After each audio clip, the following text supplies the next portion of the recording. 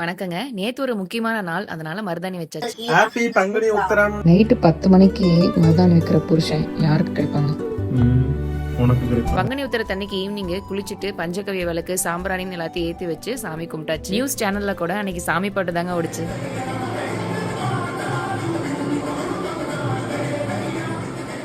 ரவையும் நாட்டு சர்க்கரையும் வாங்கிட்டு வைப்போம். வேற எதுக்குன்னா கேட்க மாட்டியா? நீ எதையோ வீடியோ பார்த்து வச்சிருப்ப லூஸ்தனமா செய்யறது. சாமி கும்பிட்டோன்னே ஏதாவது இனிப்பா சாப்பிட்டா நல்லா இருக்குன்னு தோணுச்சு. அதனால 2 ஸ்பூன் நெய் 1 கப் ரவை சேர்த்து நல்லா வறுத்து எடுத்தாச்சு. இட்லி பாத்திரத்தை அடுப்புல வச்சுட்டு வாழைப்பழத்தை மசிச்சு எடுத்தாச்சு. என் ஹஸ்பண்ட் கிட்ட ஒரு வேலை சொன்னா அது சண்டையில தான் முடியும். பக்கத்து வீட்டுல அடை போட்டேன்.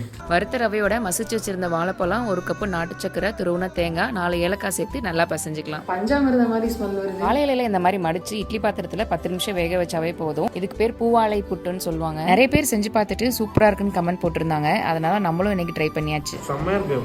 10க்கு 100 கண்டிப்பா ட்ரை பண்ணுங்க. இதை சாப்பிட்டு அப்படியே ஈரோடு பெரிய மாரியம்மன் கோயில நோம்பி போட்டிருந்தாங்க. அங்க போனா பயங்கர கூட்டமா இருந்துச்சு. சரின்னு வெளியே நின்னே சாமி கும்பிட்டு இந்த ஒரு கடைக்கு வந்துட்டோம். கடையில குட்டி வேல் மாதிரி ஒண்ணு இருந்துச்சு. இது எதுக்கு யூஸ் பண்றாங்கன்னே தெரியல. தெரிஞ்சா கமெண்ட்ல சொல்லுங்க. இதுக்கப்புறம் ஸ்பின்னரு, தாயக்கட்டை, தேங்காய் உடைக்கிறதுக்காக யூஸ் பண்ற இந்த டிஃபரெண்டான ஒரு அருவாள், மோர் சிலுப்புறது, கொத்து புரோட்டா போடுறதுக்கு யூஸ் பண்ற இந்த ஒரு கரண்டி, ஹோட்டல்ல குழம்பு கம்மியா கொடுக்கணுங்கிறதுக்காகவே யூஸ் பண்ற இந்த ஒரு பக்கெட், மினி காட்டு, மசாஜரு, பிளாஸ்டிக் பிளேட்ஸ்னு நிறைய இருந்துச்சு. எல்லாமே வாங்கணும்னு ஆசையா இருந்தாலும் தேவையான பொருள் மட்டும் வாங்கலாம்னு 3 பொருள் மட்டும் வாங்கிட்டு வீட்டுக்கு வந்தானே நார்மல் தோசை 1, முட்டை தோசை 1, ஆளுக்கு 2 தோசை சாப்பிட்டு பூசணிக்காய் விதை, சூரியகாந்தி விதை, பாதாம், வால்நட்டுன்னு எல்லாத்தையும் ஊற வச்சுட்டேன். நீங்க பாதாம் வால்நட்லாம் சாப்பிடலன்னா கூட பரவாயில்ல. ஆனா விதைகளோட பயன்களை கூகுள்ல படிச்சு பார்த்துட்டு இப்பவே சாப்பிட ஆரம்பிச்சிருங்க.